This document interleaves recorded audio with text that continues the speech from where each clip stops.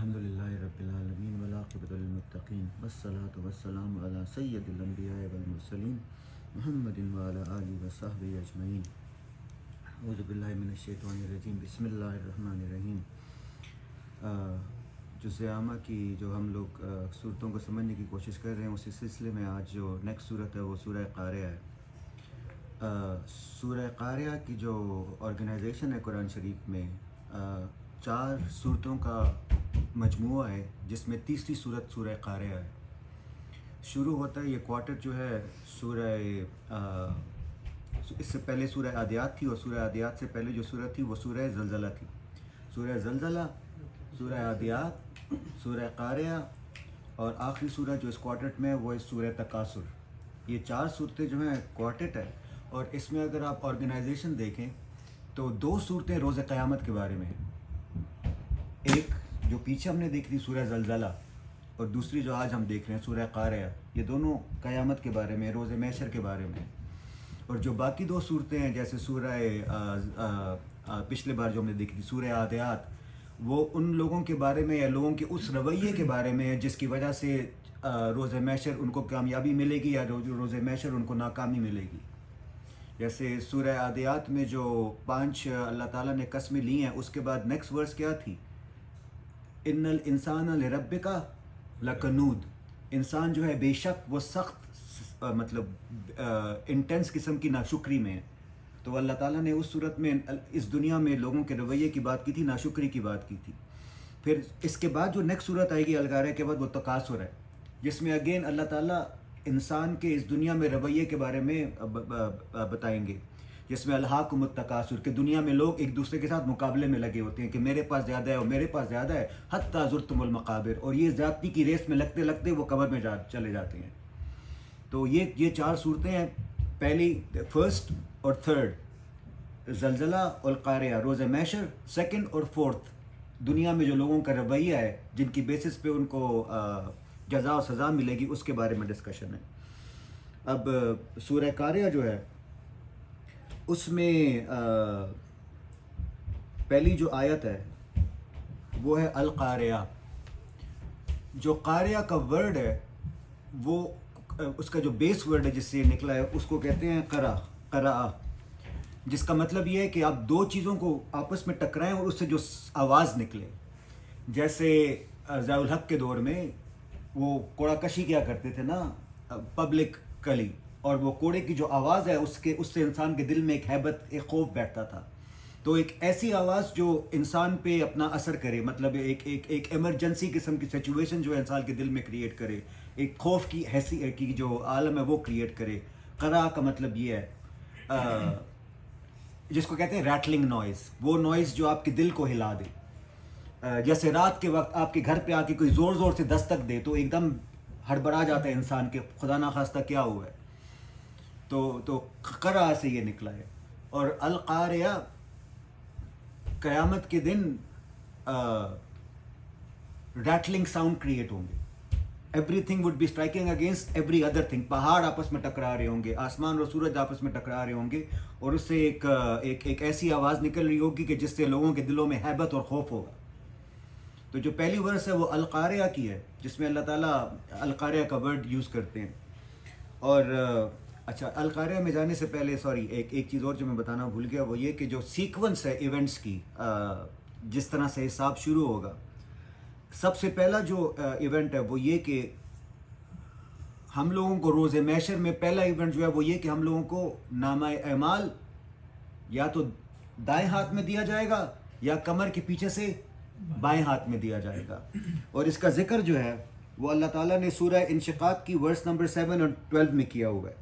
Verse number 7 اور 12 میں اللہ تعالیٰ فرماتے ہیں کہ فَأَمَّا مَنْ أُوتِيَ، تو جن لوگوں کو دی گئی کتبہ بیمینہ، جن لوگوں کو دی گئی کتاب ان کے بیمینہ، یمین رائٹ کو بولتے ہیں، تو جن لوگوں کو کتاب ان کے رائٹ ہینڈ میں دی گئی ان کا انجام کیا ہوگا یا ان کا ریوارڈ کیا ہوگا؟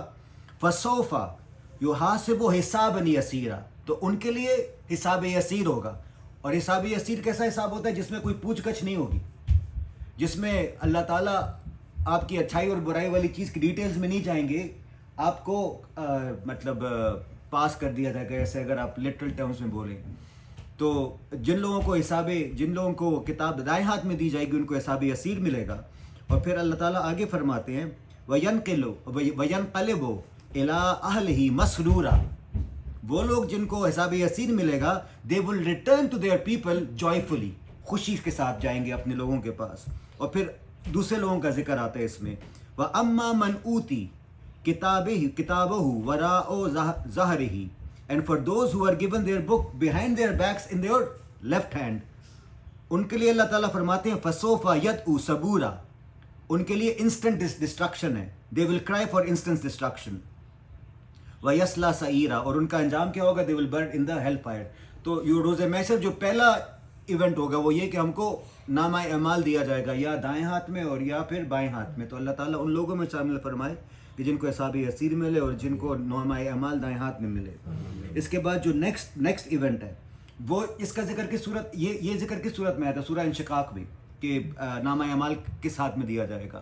پھر سورہ زلزلہ میں فَمَن يَعْمَلْ مِثْقَالًا ذَرَّةٍ خَيْرًا يَرَهُ وَمَن يَعْمَلْ مِثْقَالًا ذَرَّةٍ شَرًّا يَرَهُ. تو لوگوں کو اپنی ڈیڈز دکھائی جائیں گی. جنہوں نے ایٹم ورڈز برابر اچھائی کی ہے ان کو بھی ان کو ڈیڈ دکھائی جائیں گی, جنہوں نے ایٹم ورڈز برابر ڈیڈز کی ہیں وہ ان کو بھی ڈیڈز دکھائی جائیں گی. اور پھر اس کے بعد ڈیڈز وڈ بی ویڈ, جس کا ذکر اس صورت میں. اور based upon the weighing of deeds people would be led toward their final destination جہنم یا جنت. اللہ تعالیٰ اپنے کامیاب بندوں میں روز محشر میں شامل فرمائے. تو یہ جو ہے تو ایونٹ سیکوینس آف ایونٹس ہے جس میں مطلب وہ ہوگا اپنا حساب کتاب.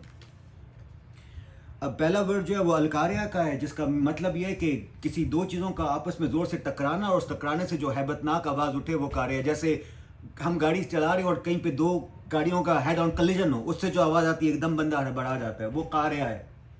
تو قیامت جب سٹارٹ ہوگی تو یہ things would be striking against each other, اور یہ آوازیں آ رہی ہوں گی اور لوگوں کے دلوں پر ایک ہیبت اور خوف طاری ہوگا.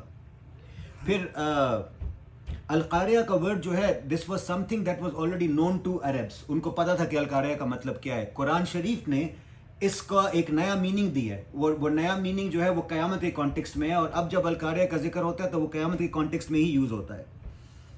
اب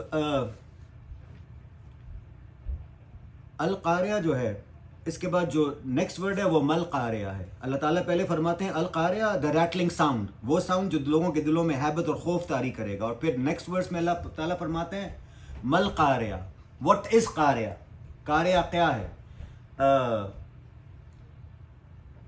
جب پہلی ورڈس میں اللہ تعالیٰ کہتے ہیں القاریہ تو مطلب انسان کے ذہن میں بھی یہ تھاٹ آتی ہے کہ قاریہ کیا ہے, اور اس تھاٹ کی ریپرزنٹیشن اگلے ورڈس میں اللہ تعالیٰ خود فرماتے ہیں کہ مل قاریہ, کہ قاریہ کیا ہے.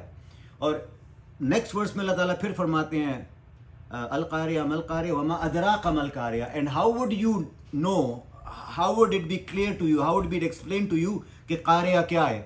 اب یہ جو اسٹرکچر ہے القاریہ مل قاریہ وما ادراک مل قاریہ, یہ قرآن شریف میں دو بار یوز ہوا ہے, ایک بار اس صورت میں اور ایک بار سورہ نہیں وہاں پہ تو یہ ہے نا انا انزلناہ فی لیلۃ القدر, لیلۃ القدر خیر من الف شہر, ہاں وما لیلۃ القدر, لیکن 3 بار ریپیٹیشن نہیں ہوئی کنزیکیٹو. یہ والا جو اسٹرکچر ہے نا یہ صرف سورہ حاقہ میں, الحاقہ ملحقہ وما ادراک ملحقہ, اور سورہ حاقہ کی 4th ورس کیا ہے, اس میں قاریہ کا ورڈ بھی یوز ہوتا ہے. پھر مطلب اسٹرکچر جو ہے سورہ قاریہ والا اور حاقہ والا ایک ہے, اور حاقہ کی جو 4th ورس ہے اس میں بھی القاریہ کا ذکر ہے. اب 3rd ورس میں اللہ تعالیٰ کیا فرماتے ہیں وما ادراک مل قاریہ. ادراکہ کا مطلب کیا ہے, ہاؤ وڈ یو انڈرسٹینڈ, اور what would make you understand what is القاریہ. ادراکہ کی طرح کا ملتا جلتا ورڈ از یدریک. یدریک اور ادراکہ میں فرق کیا ہے, دونوں کا مطلب انڈرسٹینڈنگ ہے, بٹ بیسک ڈفرنس کیا ہے یدریک اور ادراکہ میں. قرآن شریف میں کچھ جگہوں پہ یدریک کا ورڈ یوز ہوا ہے, کچھ جگہوں پہ ادراکہ کا ورڈ یوز ہوا ہے. جیسے اب یہاں پہ کیا ہے القاریہ مل قاریہ وما ادراک مل قاریہ یوم یکون الناس کالفراش المبثوث. اب یوم یکون الناس کالفراش المبثوث کس کی ایکسپلینیشن ہے, قاریہ کی. تو جہاں پہ بھی ادراک کا ورڈ یوز ہوگا وہاں پہ اللہ تعالیٰ جو سبجیکٹ ہے اس کی ایکسپلینیشن کرے گا خود سے. اللہ تعالیٰ بتائے گا کہ قاریہ کیا ہے. جیسے سورہ اپنا سورہ لیل میں اللہ تعالیٰ فرماتے ہیں نا کہ وہ اپنا اسٹیپ پاتھ ٹوورڈز گڈنس جو ہے وہ کیوں نہیں یوز کرتے. کیا تھا فک و رقبہ او اطعام فی یوم ذی مسغبہ یتیما ذا مقربہ او مسکینا ذا متربہ. اس سے پہلے والی ورس کیا ہے؟ And why don't they take that step path واللیل اذا یغشی والنہار اذا تجلی. نہیں، یہ سورہ بلد کی بات کر رہا ہوں، سوری سورہ بلد کی بات کر رہا ہوں جس میں فاما من آتا واتقى. یہ تو پھر سورہ لیل میں چلا گیا. بٹ اینی ویز جہاں پہ پوائنٹ یہ ہے جہاں پہ ادراک کا ورڈ یوز ہوگا اللہ تعالیٰ وڈ ایکسپلین اٹ سیلف کہ جس چیز کے بارے میں سوال کیا جا رہا ہے وہ کیا ہے. اور جہاں پہ یدریک آئے گا وہاں پہ اللہ تعالیٰ جو ہے اس کو ایکسپلین نہیں کرے گا. جیسے اللہ تعالیٰ اگر یوم الساعہ کا ذکر کرے، وہ ساتھ یا وہ وقت جب روز محشر آئے گا وہ کب ہے، اس کے جواب میں اللہ تعالیٰ کچھ آگے بتائیں گے نہیں. یا جیسے سورہ عبس میں تھا، حضور صلی اللہ علیہ وسلم کو اللہ تعالیٰ کہتے ہیں کہ آپ صلی اللہ علیہ وسلم نے اپنا چہرہ جو ہے اس کی طرف موڑ کے وہ کیا بولتے ہیں عبس کے ٹرانسلیشن کیا ہوگی؟ ہاں فراؤن کیا. تو اللہ تعالیٰ فرماتے ہیں ہم کو فراؤن نہیں کرنا چاہیے تھا کیونکہ you don't know whether there is good in this man's heart اور ناٹ. وہاں پہ یدریک کا ورڈ یوز کیا تھا کیونکہ دل کے اندر جو ہے وہ صرف اللہ کو معلوم ہے، بندے کو معلوم نہیں. تو جہاں پہ یدریک آئے گا وہاں پہ اللہ تعالیٰ جو ہے اس کی ایکسپلینیشن نہیں کریں گے، اور جہاں پہ ادراک آئے گا وہاں پہ ایکسپلینیشن کریں گے. اب جیسے فار ایگزامپل یہاں پہ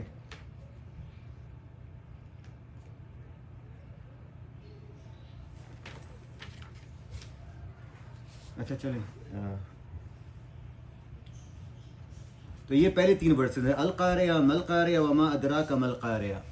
اب جو ڈے آف ججمنٹ سٹارٹ کس ایونٹ سے ہوگا؟ سور پھونکا جائے گا. اور سور کتنی بار پھونکا جائے گا؟ 3 دفعہ. پہلی دفعہ والا سور کس لیے ہوگا؟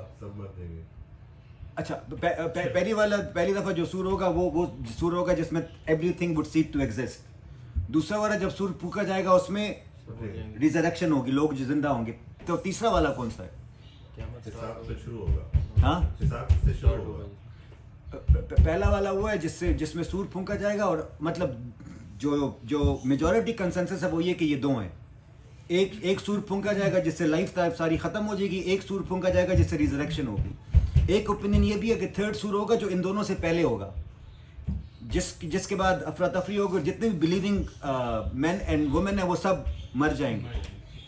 اور اس والے سور اور نیکسٹ والے سور میں شاید 40 دن کا 40 حضور صلی اللہ علیہ وسلم نے کہا تھا کہ 40 کا ڈفرنس ہوگا. یہ نہیں بتایا کہ 40 دن ہوں گے یا 40 سال ہوں گے یا 40 مہینے ہوں گے. تو 3 دفعہ مطلب میجورٹی کنسنسس تو یہی ہے کہ 2 ہوگا. ایک 3rd والا بھی ہے جو ان دونوں سے پہلے ہوگا.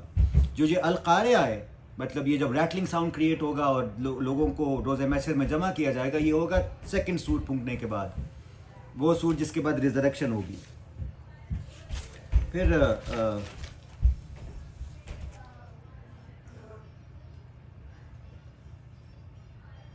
اچھا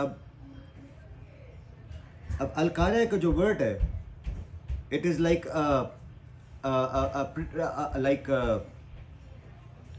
پریڈیکیٹ جس کا سبجیکٹ نہ ہو. جیسے اللہ تعالیٰ نے کیا فرمایا تھا؟ القاریہ، اور القاریہ کے بعد جواب کیا دیا تھا اللہ تعالیٰ نے؟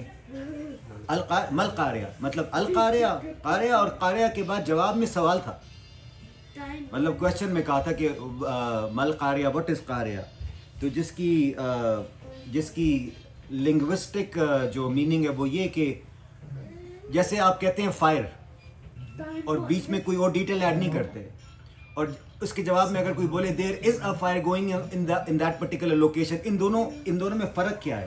صرف فائر کی آواز لگانا اور یہ کہنا کہ there was a fire that took place on that particular day in that particular location, ان دونوں میں فرق کیا ہے؟ کوئی چیخ کے بولے فائر اور کوئی بولے کہ there was a fire that took place 10 years ago in this place that raised down the whole building. Sensitivity کا فرق پڑتا ہے. ایمرجنسی والا نا، اگر کوئی ایمرجنسی ہو، جیسے گھر میں کوئی چور آئے تو وہ ایک دم آواز لگاتا ہے چور ہے چور ہے. یا اگر کہیں پہ آگ لگے تو ایک دم کوئی آواز لگائے گا فائر, ڈیٹیل نہیں بتائے گا. اب اسی طرح یہاں پہ بھی القاریہ ایمرجنسی کو شو کرنے کے لیے کہ القاریہ کا جو ورڈ ہے وہ ایک کیوٹک ایونٹ ہوگا, سڈن ایونٹ ہوگا اور کیوٹک ایونٹ ہوگا, اس لیے ڈیٹیل نہیں دی جا رہی. القاریہ تو پھر جیسی القاریہ آتا ہے اس کے بعد اللہ تعالیٰ خود کہتے ہیں مل قاریہ, جو انسان کے ذہن میں بھی ہوتا ہے کہ قاریہ کیا ہے. پھر اس کے بعد القاریہ مل قاریہ وما ادراک مل قاریہ, جو باقی ریسٹ آف صورت ہے وہ قاریہ کی ڈسکرپشن ہے کہ قاریہ ہے کیا اور قاریہ کے ذریعے جو روز محشر سٹارٹ ہوگا اس میں ہوگا کیا. اب نیکسٹ ورس ہے یوم یکون الناس کالفراش المبثوث, جس دن قاریہ آئے گا, یوم یکون الناس, اس دن تمام لوگ, کالفراش المبثوث, فراش کہتے ہیں کیا ہوتی ہے جو لائٹ کے ارد گرد گھومتے ہیں, موت کو, اور مبثوث کا مطلب ہے جو چیز سکیٹرڈ ہو جائے.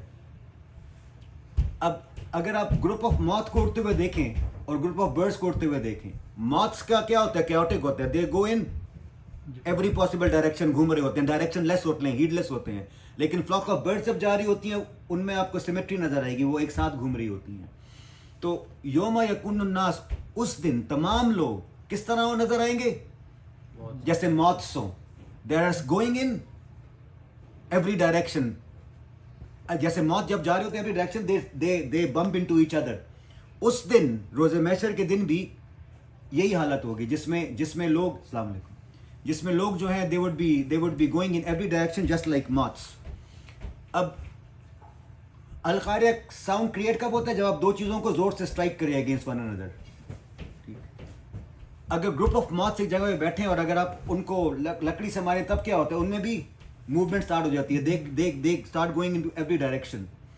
تو یہاں پہ بھی یہ ہے کہ قاریہ کی آواز آئے گی, قاریہ کی آواز کے بعد ریزریکشن ہوگی, اور اس ریزریکشن کے بعد people would be heedless, going into every direction, stumbling into each other.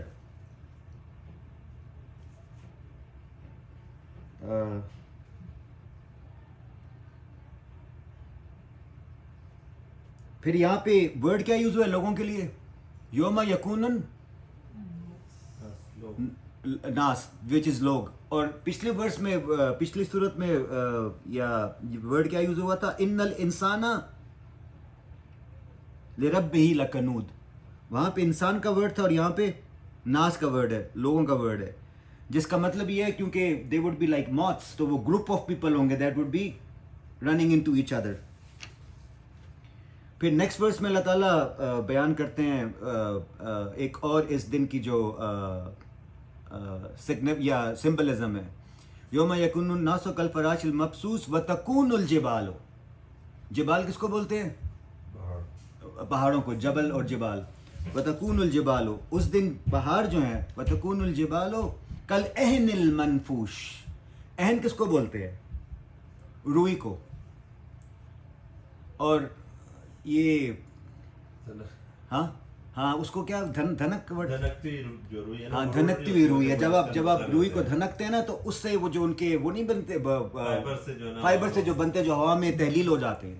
تو اس دن پہاڑ جو ہیں they would be like روئی, جو کہ جس کو آپ دھنک رہے ہیں اور اس کے جو ذرے ہیں وہ نکل رہے ہیں اور وہ ہوا میں تحلیل ہو رہے ہیں. مطلب سب سے اسٹرانگسٹ جو ارتھ پہ کریشن ہے وہ پہاڑوں کی ہے.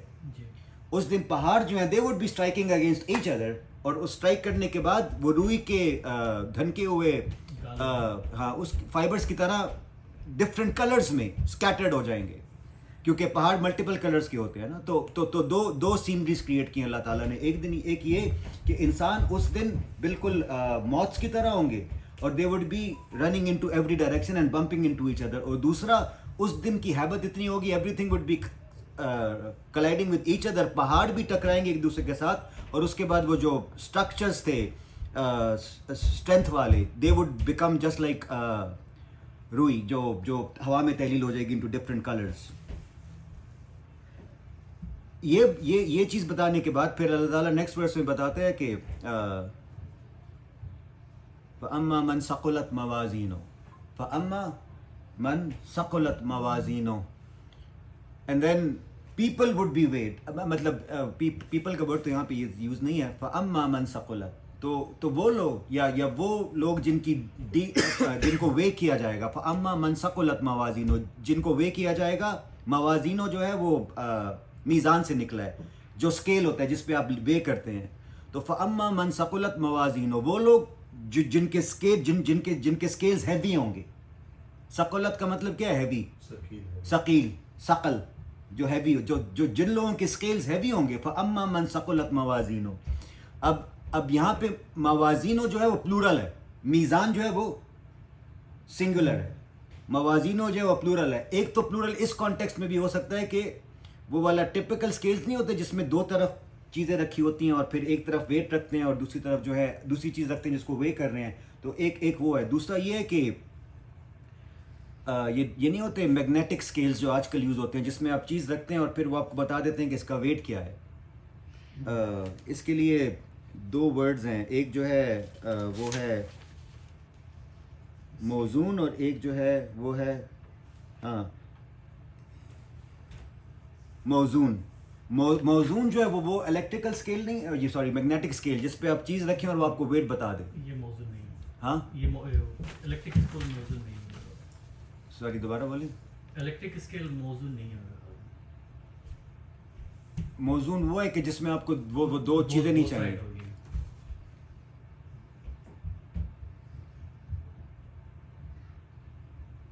ہاں جو میزان ہے وہ اسکیل ہے وتھ ٹو پینز.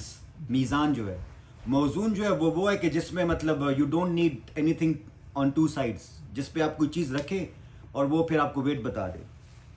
تو اس دن جن کے اسکیلز ہیوی ہوں گے، ثقیل ہوں گے، جن کے ویٹ میں وزن ہوگا، اور کن کے ویٹس میں وزن ہوگا. وزن مطلب پچھلی صورت میں کیا بتایا گیا تھا کہ تمام اعمال دکھائے جائیں گے. یہاں پہ کیا بتایا جا رہا ہے کہ اعمال کو وے کیا جائے گا.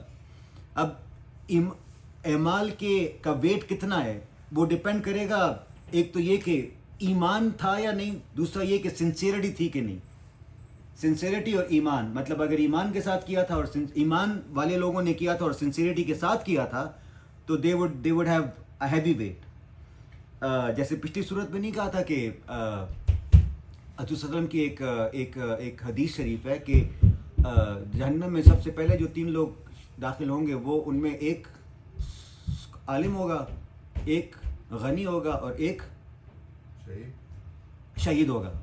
تو صحابہ کرام نے پوچھا یا رسول اللہ اس کا ریزن کیا ہے، مطلب یہ کیوں؟ تو حضرت صلی اللہ علیہ وسلم نے بولا تھا کہ جب عالم اللہ تعالیٰ کے پاس جائے گا تو اللہ تعالیٰ ان سے پوچھے گا کہ تم میرے لیے کیا لے کر آئے ہو، تو وہ بولے گا کہ میں نے آپ کی دین کی جو ہے تعلیم دی ہے لوگوں کو.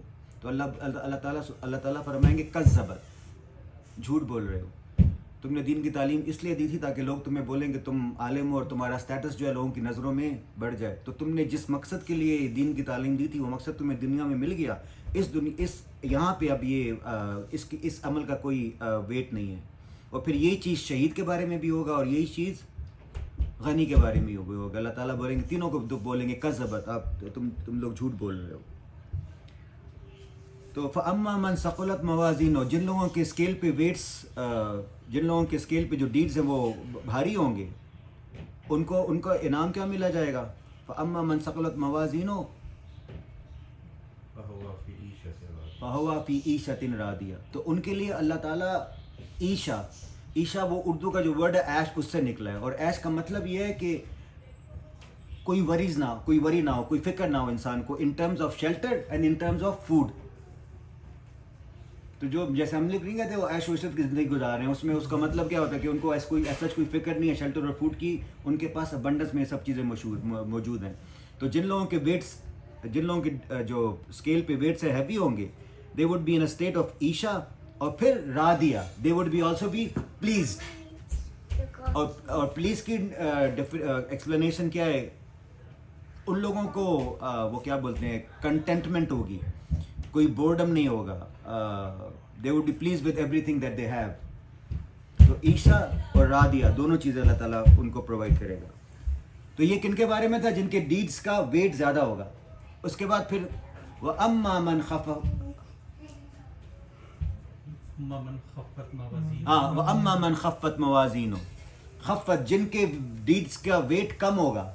فَأَمَّا مَنْ خَفَّتْ مَوَازِينُهُ، ان کے لیے اللہ تعالیٰ کیا فرماتے ہیں؟ فَأَمَّا مَنْ خَفَّتْ مَوَازِينُهُ فَأُمُّهُ هَاوِيَةٌ. اب کا ورڈ ابھی میں کس کے لیے یوز ہوتا ہے؟ کا ورڈ مدر کے لیے. تو یہاں پہ اللہ تعالیٰ نے کیا فرمایا؟ فَأُمُّهُ هَاوِيَةٌ. ہاویہ کا مطلب یہ ہے کہ جیسے عقاب نہیں ہے، جیسے وہ نیچے ڈائیو کرتے ہیں تیزی سے. ایک تو یہ تھا نا کہ آپ گر رہے ہوں، گریوٹی آپ کو پل کرے. دوسرا یہ کہ آپ نیچے جا رہے ہوں تیز رفتار کے ساتھ ڈائیو کر رہے ہوں. تو فَأُمُّهُ هَاوِيَةٌ، وہ ایک پٹ میں، ایک ایبس میں، they would be going towards an abyss, a pit, a deep pit. اور وہ پٹ جو ہے it would act like their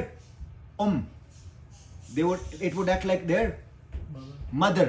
وہ پٹ جو ہے مدر کی، ماں کی آغوش میں جائیں تو ماں کی آغوش جکڑ لیتی ہے نا بچے کو اور اپنے سے دور نہیں ہونے دیتی. تو their body would resist to go there, but they would be forced into going into that pit, and that pit would behave like how a mother behave their child. It would grab the person and it won't let go.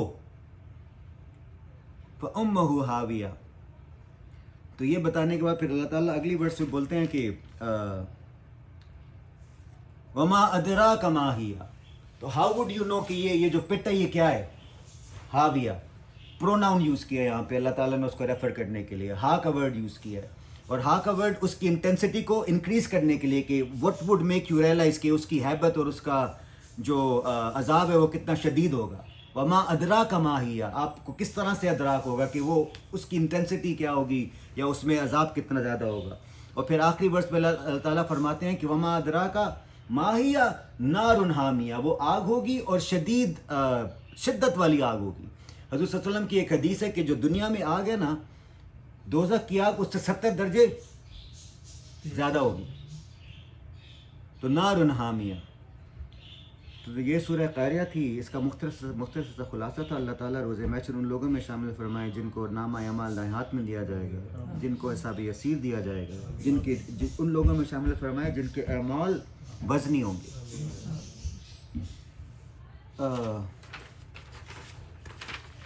سیرت میں last time ہم نے discuss کیا تھا کعبہ کی reconstruction والے واقعہ کو. کعبہ کی ریکنسٹرکشن والا واقعہ جو ہے حضور صلی اللہ علیہ وسلم کی پہلی وہی آنے سے پہلے کچھ سال کا واقعہ ہے. اور دو چیزیں ہوئی تھیں نا، ایک تو یہ کہ آگ لگی تھی اور دوسرا سیلاب آیا تھا جس کی وجہ سے حضرت ابراہیم علیہ السلام کا بنایا وہ جو اسٹرکچر ہے وہ ڈیمیج ہو گیا تھا. اور پھر انہوں نے اس اسٹرکچر کو گرایا تھا.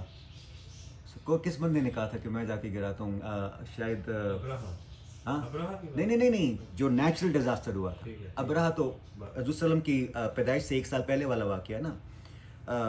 حضور صلی اللہ علیہ وسلم اپنی جوانی کے عالم میں تھے، تو اس زمانے میں خانہ کعبہ کے گھر کے پاس کہیں سے چنگاری اٹھی، اس کے پردے کو آ کے لگی اور آگ لگی، جس کی وجہ سے اس کا اسٹرکچر ڈیمیج ہو گیا. پھر اس کے بعد سیلاب آیا تھا اور سیلاب آنے کی وجہ سے اسٹرکچر مزید ڈیمیج ہو گیا. تو پھر اس کے بعد جو سیزر تھا، جو رومن ایمپائر کا جو کنگ تھا، اس نے شپس کے ذریعے چرچ کی کنسٹرکشن کے لیے کنسٹرکشن مٹیریل بھیجا تھا. اور اللہ تعالیٰ نے اس طرح کا نظام کیا کہ وہ جو ہے تو وہ شپ جو ہے وہ یہ خانہ مکہ مکرمہ کے پاس آ کے ڈیمیج ہو گئی، جدہ پہنچ گئی ہوگی. ہاں یمن جا رہا تھا وہاں پہ چرچ کی کنسٹرکشن کے لیے. تو پھر قریش نے پیسے جمع کر کے وہ جو مٹیریل تھا جو چرچ کی تعمیر کے لیے سیزر نے بھیجا تھا وہ پرچیز کیا، اور پھر اس سے خانہ کعبہ کی ریکنسٹرکشن ہوئی. لیکن جو اوریجنل فاؤنڈیشن حضرت ابراہیم علیہ السلام نے بنائی تھی وہ ریکٹینگولر تھی. وہ جو مٹیریل تھا کنسٹرکشن والا وہ کم پڑ گیا، تو ایک پورشن جو ہے وہ انکنسٹرکٹڈ رہ گیا. تو ابھی وہ اسکوائر والی شیپ جو تھی، جو آج کل ہم دیکھ رہے ہیں، وہ اسکوائر والی شیپ میں ریکنسٹرکٹ ہوا خانہ کعبہ. تو یہ حضور صلی اللہ علیہ وسلم کی موجودگی میں ہوا. حضور صلی اللہ علیہ وسلم نے اسی کنسٹرکشن میں حصہ بھی لیا. تو اب اس کی سمبلزم کیا ہے پہلی وحی کے آنے کے ساتھ؟ وہ دین ابراہیمی جس کی فاؤنڈیشن لا الہ الا اللہ پر قائم ہے، اس فاؤنڈیشن کو رینیو کیا حضور صلی اللہ علیہ وسلم نے آ کے اور دین کو پورا کیا. وہ جو حضرت ابراہیم نے خانہ کعبہ کی فاؤنڈیشن بنائی تھی اس پہ نیا اسٹرکچر کھڑا کیا. اسی طرح وہ لا الہ الا اللہ والا جو دین ہے اس کو رینیو کیا، اس کو ریبلڈ کیا حضور صلی اللہ علیہ وسلم نے، اور اس دین کو مکمل کیا. پھر ایک اور واقعہ جو ہم نے ذکر کیا تھا وہ یہ تھا اپنا حجر اسود کا جو تنازع جو کریٹ ہو گیا تھا، جس میں یہ تھا کہ کون لے کر جائے گا حجر اسود کو. تو حضور صلی اللہ علیہ وسلم جو ہے جب وہ مکہ مطلب داخل ہوئے ادھر، تو تب تمام قبائل کے لوگ خوش ہوئے ان کو دیکھ کے، کہ کیونکہ ان کو معلوم تھا کہ یہ وہ فیصلہ کریں گے جو سب کے لیے بہتر ہوگا. تو سب کا ان میں ٹرسٹ تھا. تو حضور صلی اللہ علیہ وسلم جو تھے اسلام کے آنے سے پہلے بھی ایک یونیفائنگ پرسنالٹی تھے، اور اسلام کے آنے کے بعد انہوں نے سب کو اسلام کے بینر کے نیچے جمع کیا، لیکن اسلام سے پہلے بھی حضور صلی اللہ علیہ وسلم ایک یونیفائنگ پرسنالٹی تھے. تو ایک ہم نے یہ کعبہ کی ریکنسٹرکشن کا ذکر کیا تھا، ایک ہم نے حجر اسود والا جو تنازع ہے اس کی ریزولوشن کا ذکر کیا تھا، اور ایک جو ہے اور دوسری امپورٹنٹ بات فطرہ والی. ابو جہل نے کیا کہا تھا جب یہ لوگ فنڈ جنریٹ کر رہے تھے نا کعبہ کی ریکنسٹرکشن کے لیے؟ تو ابو جہل نے لوگوں کو کیا بولا تھا کہ کعبہ کی ریکنسٹرکشن کے لیے صرف وہ پیسہ استعمال ہوگا جو حلال ذرائع سے کمایا گیا ہے. یہ زمانہ جاہلیت کی ابو جہل کی بات ہے. وہ اس کی اندر بھی جو اللہ تعالیٰ نے فطرت ڈالی تھی اچھائی اور برائی میں بیسک تمیز کرنے کی وہ تھی. اس نے کہا تھا کہ مطلب وہ تمام مینز آف انکم جو حرام ہو، جیسے کسی کا حق مار کے لیا گیا ہو، ظلم کر کے لیا گیا ہو، وہ پیسہ نہیں ہوگا. صرف حلال مینز والے پیسے جو ہیں وہ استعمال ہوں گے خانہ کعبہ کی ریکنسٹرکشن کے لیے. اور ہاں، اب جو خانہ کعبہ کا سٹرکچر جو حضور صلی اللہ علیہ وسلم کی موجودگی میں کریٹ ہوا تھا وہی وہ والا سٹرکچر ہے جو آج کل بھی موجود ہے، اسکوائر والا.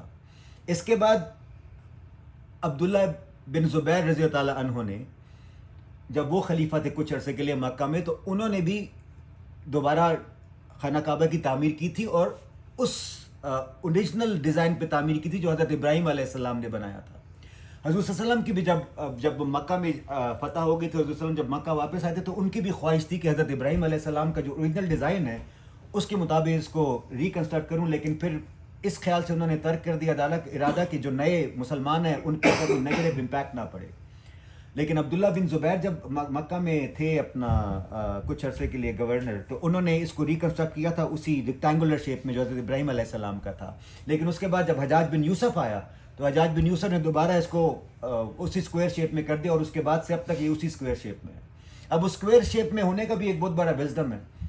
خانہ کعبہ جو ہے یا تو ڈگنیریٹی، خانہ کعبہ کا جو دروازہ وہ ہے یا تو ڈگنیریٹیز کے لیے کھلتا ہے اور یا پھر صفائی کے لیے کھلتا ہے. اب وہ جو ایک پورشن خانہ کعبہ کا جو انکورڈ رہ گیا اس کا فائدہ یہ ہے کہ لوگوں کو خانہ کعبہ کے اندر عبادت کرنے کا موقع مل جاتا ہے، جہاں جو حضرت ابراہیم علیہ السلام نے کنسٹرکٹ کیا تھا.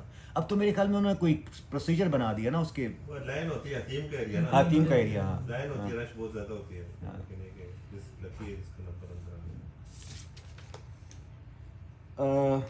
اچھا، اب وہی والے انسیڈنٹ پہ جانے سے پہلے ایک اور امپورٹنٹ انسیڈنٹ ہے حضور صلی اللہ علیہ وسلم کے پہ وہی نازل ہونے سے پہلے کا، اور وہ ایک صحابہ کرام، ایک حضور صلی اللہ علیہ وسلم کے بہت پسندیدہ صحابی کے بارے میں ہے، زید بن ابن حارثہ.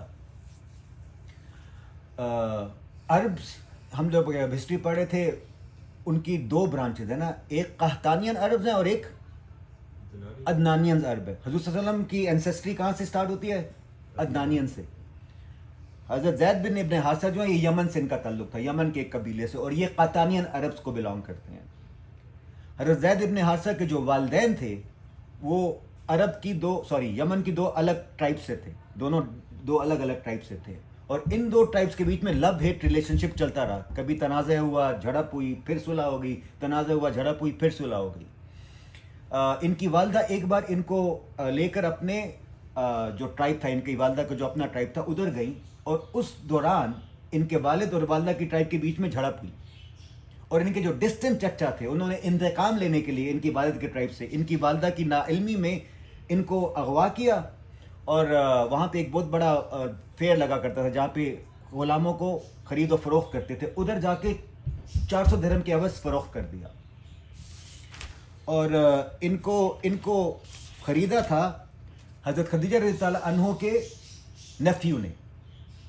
حضرت خدیجہ رضی اللہ عنہ نے اپنے نیفیو کو پیسے دیے تھے اور ان کو کہا تھا کہ میرے لیے کوئی غلام خرید کے لاؤ. تو یہ اس فیئر والی جگہ پر گئے، ان کا نام تھا حکیم ابن حزام، اور انہوں نے پھر وہ 400 درہم کے عوض جو ہے حضرت زید بن حارثہ کو پرچیز کیا، اور پھر وہ حضرت خدیجہ کی جو خدمت ہے اس میں معمور ہو گئے. اور جب حضرت خدیجہ رضی اللہ عنہ کی شادی ہوئی حضور صلی اللہ علیہ وسلم کے ساتھ تو انہوں نے حضرت زید بن حارثہ کو گفٹ کر دیا حضور صلی اللہ علیہ وسلم کو، اور پھر حضرت زید بن ابن حارثہ جو ہیں وہ حضور صلی اللہ علیہ وسلم کے ساتھ منسلک رہے۔ اب جب یہ واقعہ ہو گیا، جب ان کے چچاؤں نے ان کو اغوا کر کے فیر میں بھیج دیا تو ان کے والد ان کی تلاش میں سرگرداں رہے اور یمن میں لوگوں کو بتاتے رہے کہ میرے بیٹے کا حلیہ یہ ہے اور وہ گمشدہ ہے۔ تو ایک سال حج پہ یمن سے کچھ لوگ آئے حجاج مکہ مکرمہ میں، اور انہوں نے حضرت تو بہرحال جب یہ انہوں نے ڈیسیجن لیا تو حضور صلی اللہ علیہ وسلم زید ابن حارثہ کا ہاتھ پکڑ کے ان کو حرم میں لے گئے، اور وہاں پہ انہوں نے اعلان کیا کہ اے لوگو تم لوگ گواہی دینا کہ آج سے زید ابن حارثہ غلام نہیں ہے، میں اس کو آزاد کرتا ہوں اور آج سے یہ میرا بیٹا یہ زید ابن محمد کے نام سے جانا جائے گا۔ تو اس دن کے بعد سے لے کر ہجرت کے 5ویں سال تک زید ابن حارثہ واز نون ایز زید ابن محمد۔ وہ ہجرت کے 5ویں سال سورہ احزاب کی 5ویں ورس میں اللہ تعالیٰ نے فرمایا تھا کہ اپنے بیٹوں کو اپنے باپ کے نام کے ساتھ مخاطب کیا کرو، یہ اللہ کے نزدیک پسندیدہ عمل ہے۔ تو اس دن کے بعد سے پھر یہ دوبارہ زید ابن حارثہ بن گئے، لیکن اس وقت تک یہ زید ابن محمد تھے۔ حضرت عمر بن خطاب کے رضی اللہ عنہ کے جو بیٹے ہیں عبداللہ ابن عمر، انہوں نے یہ کہا تھا کہ ہم تو ان کو کسی دوسرے نام سے جانتے ہی نہیں تھے جب تک یہ آیت نہیں آئی تھی، ہم ان کو زید ابن محمد کے نام سے ہی جانتے تھے۔ زید ابن حارثہ کی جو پہلی شادی تھی وہ حضور صلی اللہ علیہ وسلم کی والدہ کی جو خادمہ تھیں ام ایمن، ان کے ساتھ ہوئی تھی۔ حضور صلی اللہ علیہ وسلم کی برتھ کے وقت، پیدائش کے وقت حضرت ام ایمن اور بی بی آمنہ اکٹھے تھے، اور پھر جس وقت ان کی شادی ہوئی تھی حضرت ام ایمن کے ساتھ اس وقت زید ابن حارثہ سے یہ کچھ تقریباً 20 سال بڑی ہوں گی، لیکن کیونکہ وہ بھی غلام تھی اور یہ بھی غلام تھی تو ان کی شادی ہوئی، اور یہ دونوں حضور صلی اللہ علیہ وسلم کے گھر میں حضرت خدیجہ کے گھر میں رہتے تھے۔ اور ان کی جو پہلی اولاد ہے وہ تھے اسامہ ابن زید رضی اللہ تعالیٰ عنہ۔ اسامہ ابن زید کی جو پیدائش ہے وہ حضور صلی اللہ علیہ وسلم کے گھر میں ہوئی، اور اسامہ ابن زید جو ہیں وہ حضور صلی اللہ علیہ وسلم کو بہت پسند تھے، ان کے والد بھی اور ان کے بیٹے اسامہ ابن زید بھی۔ زید ابن حارثہ سے حضور صلی اللہ علیہ وسلم کی محبت کا یہ لیول تھا کہ جتنے بھی ایکسپیڈیشن پہ زید ابن حارثہ گئے ان سب میں قیادت ان کو سونپی جاتی تھی۔ زید ابن حارثہ کو 10 مارکوں میں یہ انہوں نے لیڈ کیا تھا مسلمانوں کے لشکر کو۔ جو آخری لشکر انہوں نے لیڈ کیا تھا وہ جنگ موتا میں تھا۔ جنگ موتا was the first war of Muslims against the Persian empire, مطلب اس وقت کوئی کمپیریزن نہیں تھا پرشینز میں اور عربز میں۔ اس جنگ میں ایک انپریسیڈنٹڈ چیز جو ہوئی تھی، جو پہلے کبھی نہیں ہوئی اور اس کے بعد بھی کبھی نہیں ہوئی، حضور صلی اللہ علیہ وسلم نے اس لشکر کو بھیجتے ہوئے کہا تھا کہ اس لشکر کی قیادت جو ہے زید ابن حارثہ رضی اللہ عنہ کریں گے، and if something happens to ہم، اس کے بعد پھر قیادت مل جائے گی جعفر بن ابی طالب کو، جو ان کے حضور صلی اللہ علیہ وسلم کے کزن تھے۔ اگر ان کو کچھ ہوتا ہے تو اس کے بعد عبداللہ بن رواحہ جو ہے ان کو قیادت ملے گی۔ تو اس جنگ میں، جنگ موتا میں، پہلے زید ابن حارثہ رضی اللہ عنہ شہید ہوئے، پھر رسول اللہ کے کزن جعفر بن ابی طالب شہید ہوئے، اور پھر عبداللہ بن رواحہ بھی شہید ہوئے۔ اس کے بعد پھر ایک ویکیوم بن گیا قیادت کا، کیونکہ حضور صلی اللہ علیہ وسلم نے ان 3 لوگوں کا کہا تھا، تو وہاں پہ جو لوگ تھے انہوں نے مشورہ کیا اور پھر خالد بن ولید کو لشکر کا سربراہ بنا دیا، اور خالد بن ولید رضی اللہ عنہ کو مسلمان ہوئے تقریباً 1 مہینہ ہوا تھا۔ تو یہ جو جنگ ہے جنگ موتا کی، اس کو وکٹری کنسیڈر کرتے ہیں کیونکہ ریٹریٹ کر گئے رومنز۔ جب جب خالد بن ولید رضی اللہ عنہ نے جب لی نا قیادت تو انہوں نے یہ کیا کہ جو پیچھے والے صف کے لوگ تھے ان کو آگے، مطلب جو کنفیگریشن تھی اس کو چینج کر دیا، پیچھے والے جو صف کو جو لوگ ہیں وہ آگے آ گئے، تو ان کو یہ لگا ایسے کہ ری انفورسمنٹس آ رہی ہیں رومنز کو، اور پھر اس کے بعد وہ ریٹریٹ کر گئے۔ پیچھے والے آگے آتے تھے، آگے والے پیچھے جا کے پھر آگے آتے۔ ہاں، یہ روٹیشن ہو رہی تھی، تو ان کو ایسے لگ رہا تھا کہ جیسے ری انفورسمنٹس آ رہی ہیں، تو وہ گھبرا کے واپس چلے گئے۔ بٹ ایک جو میں نے روایت سنی ہے اس کے مطابق یہ بھی تھا کہ اللہ تعالیٰ نے جو پردہ تھا حضور صلی اللہ علیہ وسلم کے بیچ میں اور جنگ موتا کے بیچ میں جو جنگ ہو رہی تھی وہ ہٹا دیا، اور حضور صلی اللہ علیہ وسلم کو لائیو نظر آ رہا تھا کہ جنگ میں کیا ہو رہا ہے۔ وہ دیکھ رہے تھے اور لوگوں کو بتا رہے تھے کہ زید ابن حارثہ رضی اللہ عنہ شہید ہو گئے، اور ان کے آنسو بہہ رہے تھے، اور پھر جعفر بن ابی طالب فوت ہو گئے، پھر اس کے بعد عبداللہ بن رواحہ فوت ہو گئے۔ تو اس جنگ میں حضور صلی اللہ علیہ وسلم کے جو قریب ترین کے صحابہ کرام تھے، 3 جید جو قسم کے جو صحابہ کرام تھے، ان کی شہادت ہوئی تھی۔ تو ایک تو یہ کہ جب بھی زید ابن حارثہ کسی لشکر میں جاتے تھے تو قیادت ان کو دی جاتی تھی. دوسرا زید ابن حارث جو ہیں ان کو حضور صلی اللہ علیہ وسلم نے اپنی کزن سے ان کی شادی کروائی, زینب ابن جہش, اور اس کا ریزن یہ تھا کہ ان کا سٹیٹس جو ہے ایلیویٹ ہو, لوگ ان کو غلام کنسیڈر نہ کریں, پارٹ سے کنسیڈر کریں سوسائٹی کا. بعد میں یہ میرج نہیں چل سکی اور پھر سورہ احزاب میں پھر اس کا ذکر بھی ہے. اور پھر آخری چیز زید ابن حارثہ رضی اللہ عنہ کے بارے میں, قرآن شریف میں the only companion that is referenced by name is زید ابن حارثہ. سورہ احزاب میں فلما قضى زید منها وطرا زوجناکها لك علی المؤمنین حرج فی ازواج ادعیاءہم. تو حضرت ابو بکر صدیق رضی اللہ عنہ کا ذکر بھی ڈائریکٹلی نام کے ساتھ نہیں ہے, ان کا ذکر جو ہے بائی انفرنس ہے کہ غار میں حضور صلی اللہ علیہ وسلم کے ساتھی تھے. تو ان کے اسٹیٹس کا اندازہ اس بات سے لگایا جا سکتا ہے کہ پورے قرآن شریف میں صرف حضرت زید ابن حارثہ کو یہ اسٹیٹس ہے کہ ان کا قرآن شریف میں ذکر ہے. پھر زید ابن حارثہ جب فوت ہوئے تو اس کے بعد ایک دوسرا لشکر ترتیب دیا حضور صلی اللہ علیہ وسلم نے رومنس کے مقابلے میں. رومنس کے Persians Caesar Romans. Caesar Romans, okay. ہاں, اور اس کی قیادت جو ہے وہ انہوں نے اسامہ ابن زید رضی اللہ عنہ کو دی. لیکن اس سے پہلے کہ وہ لشکر جاتا حضور صلی اللہ علیہ وسلم اس دنیا سے پردہ فرما گئے اور حضرت ابو بکر صدیق رضی اللہ عنہ جو ہے وہ خلیفہ بن گئے, اور انہوں نے حضور صلی اللہ علیہ وسلم کی حکم کی تعمیل کرتے ہوئے اسامہ ابن زید کو ہی اس لشکر کی قیادت سونپی. حضرت عمر رضی اللہ عنہ نے اعتراض کیا تھا کہ اس وقت زید ابن حارثہ کی عمر 16 سال تھی. انہوں نے کہا تھا کہ 16 سال کا عمر کا نوجوان کو کیوں بھیج رہے ہو؟ تو انہوں نے کہا کہ جس کو حضور صلی اللہ علیہ وسلم نے لشکر کی قیادت سونپی اس کو میں نہیں ہٹا سکتا. اور پھر حضور صلی اللہ علیہ وسلم سے اسامہ ابن زید کی محبت کا یہ عالم تھا کہ صحابہ کرام نے جب حضور صلی اللہ علیہ وسلم سے کوئی چیز منوانی ہوتی تو وہ ان کے پاس آتے تھے, اسامہ ابن زید رضی اللہ عنہ کے پاس, کہ آپ حضور صلی اللہ علیہ وسلم کو جا کے یہ بات کی, وہ آپ کی بات کو نہیں ٹالتے. اچھا, اس میں ایک انیکڈوٹل ریفرنس ہے, جب جس ٹائم اسلام آیا حضور صلی اللہ علیہ وسلم کی جب پہلی وحی آئی, حضور صلی اللہ علیہ وسلم کے گھر میں کتنے بچے تھے؟ یہ زید ابن حارثہ کے بیٹے ہوں گے نا, اور ان کے اپنے بھی تو تھے 6. ہاں ٹھیک ہے, تو حضرت علی رضی اللہ عنہ یہ سب حضور صلی اللہ علیہ وسلم کے ہاؤس ہولڈ کا پارٹ تھے. یعنی جس ٹائم پہلی وحی آئی 40 سال کی حضور صلی اللہ علیہ وسلم کی عمر تھی, اس ٹائم حضور صلی اللہ علیہ وسلم کے اپنے ہاؤس ہولڈ کے اندر حضرت علی, حضرت زید بن حارثہ, ان کے بیٹے پرابلی, اینڈ جو ان کے اپنے جو ہے نا 6 بچے, 4 بیٹیاں جو ہے نا وہ مطلب ان میں سے بیٹیاں ہی آتی جو ان کی وہ ہو گئی تھی. بٹ اس ٹائم حضور صلی اللہ علیہ وسلم کا اپنا ہاؤس ہولڈ کے جو ہے نا اتنے جو ہے نا وہ کرتے. تو واقعی آپ کی جو ہے نا وہ اس میں حضور صلی اللہ علیہ وسلم کو کافی زید بن حارثہ بھی اور ان کے بیٹے بھی جو ہے نا وہ کافی محبوب تھے. اس وجہ سے ان کو جنگ میں جس آپ نے بتایا کہ وہ کہ سیرت کے اندر یہ بات پتہ لگتی ہے. اور پھر میرے خیال میں حضرت عمر رضی اللہ عنہ نے بھی اور ان کے بعد بھی ان کے جو اسامہ بن زید تھے ان کا کافی مقام تھا میرے خیال میں. اس میں ایک واقعہ ہے نا, عبداللہ بن عمر اپنے والد صاحب کو آ کے بولتے ہیں کہ جو وظیفہ آپ نے میرا مقرر کیا ہے وہ اسامہ ابن زید سے کم کیوں ہے؟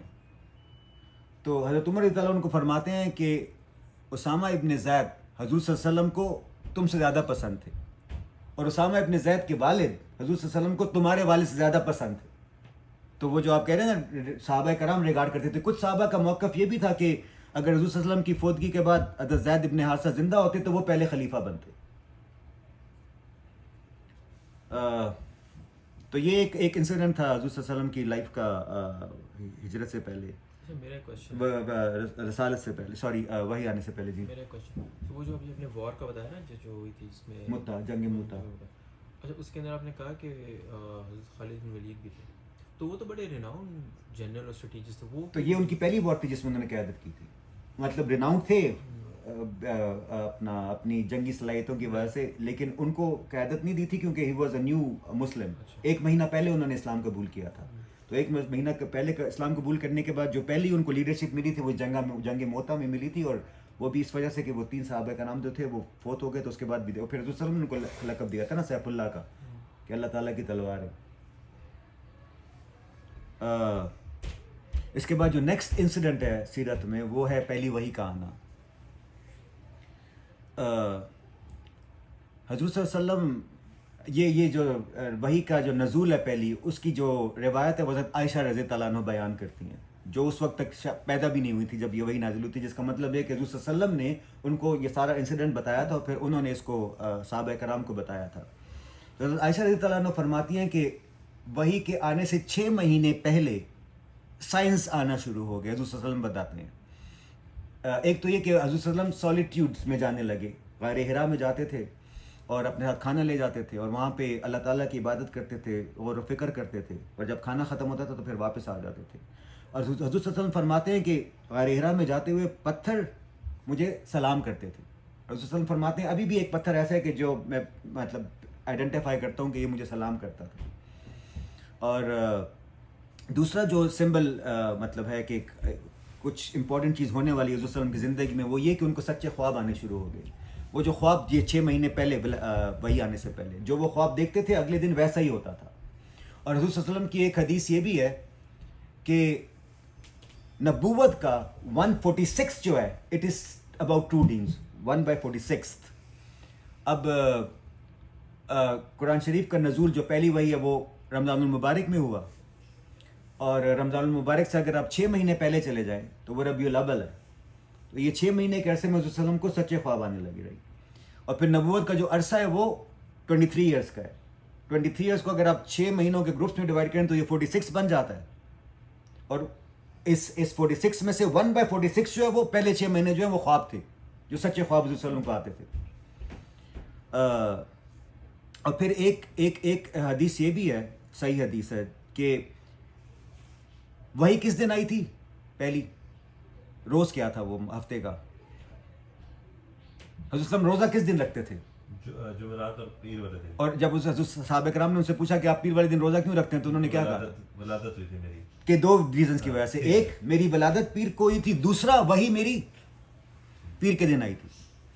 تو اور یہ وہی جو ہے رمضان المبارک کے آخری 10 دنوں میں سے کسی دن میں آئی تھی آن اے منڈے.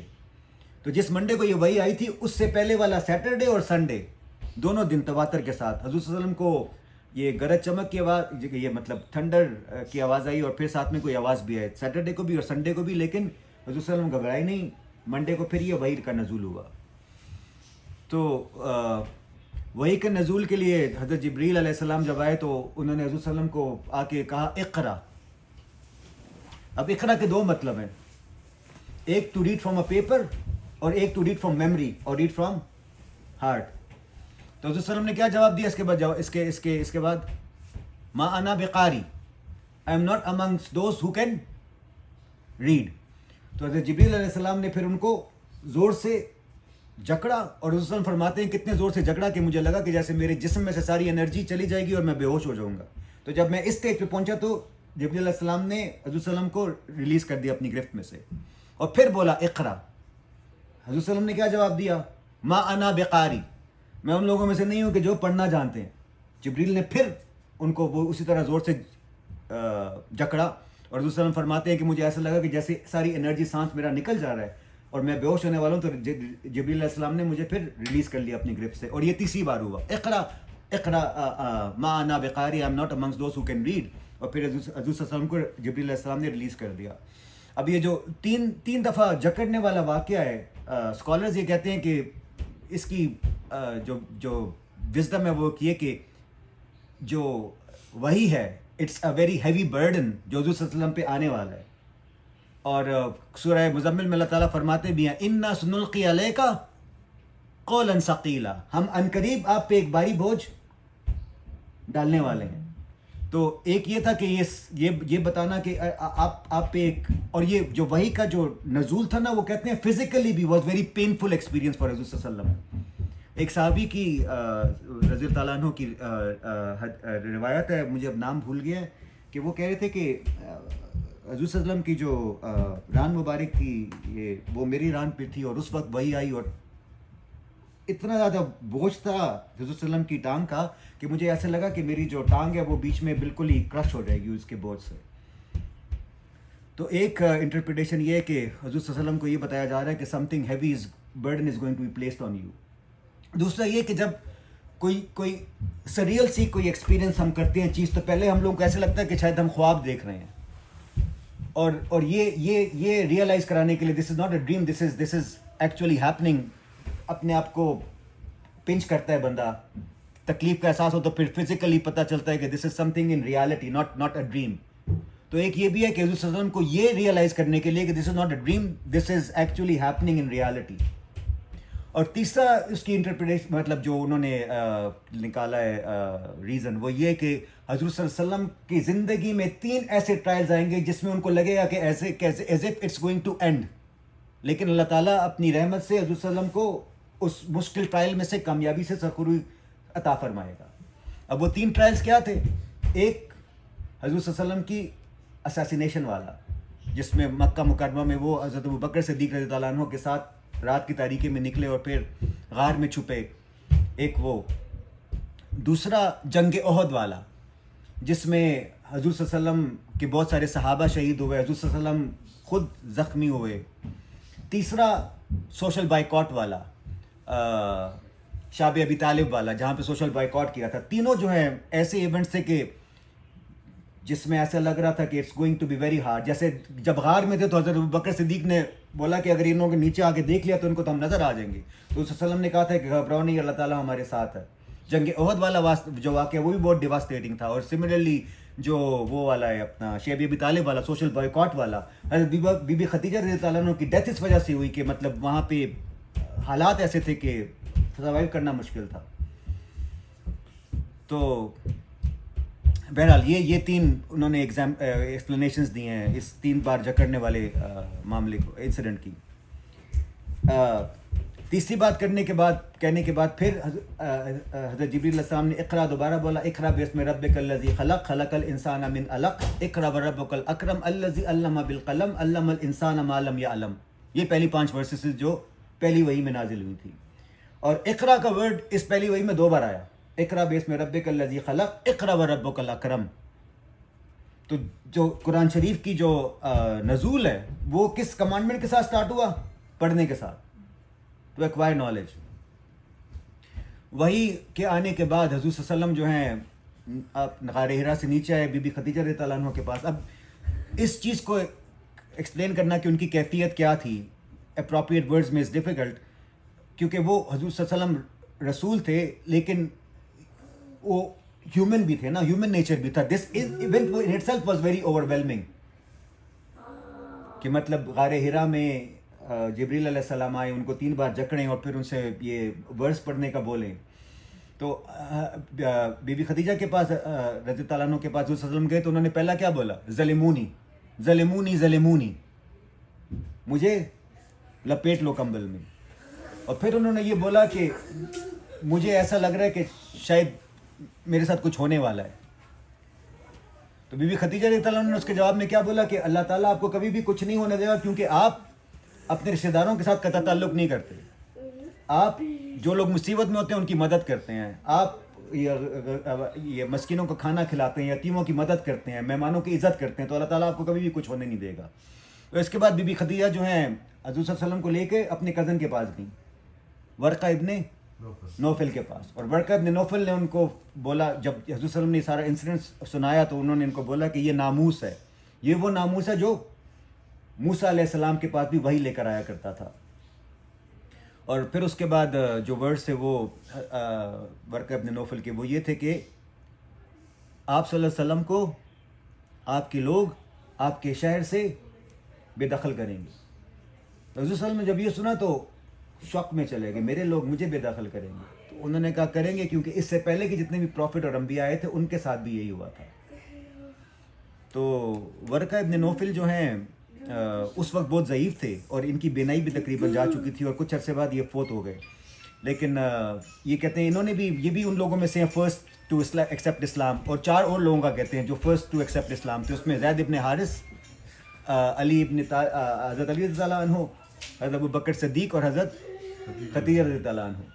تو اس کو ریکنسائل کرنے کے لیے کہتے ہیں کہ فریڈ سلیوز میں سب سے پہلے جو تھے وہ زید ابن حارث تھے, جو اڈلٹس مین میں جو تھے سب سے پہلے حضرت ابوبکر صدیق تھے, وومن میں سب سے پہلے جو تھی وہ حضرت خدیجہ رضی اللہ عنہ تھیں, اور بچوں میں جو سب سے پہلے تھے وہ حضرت علی رضی اللہ عنہ تھے.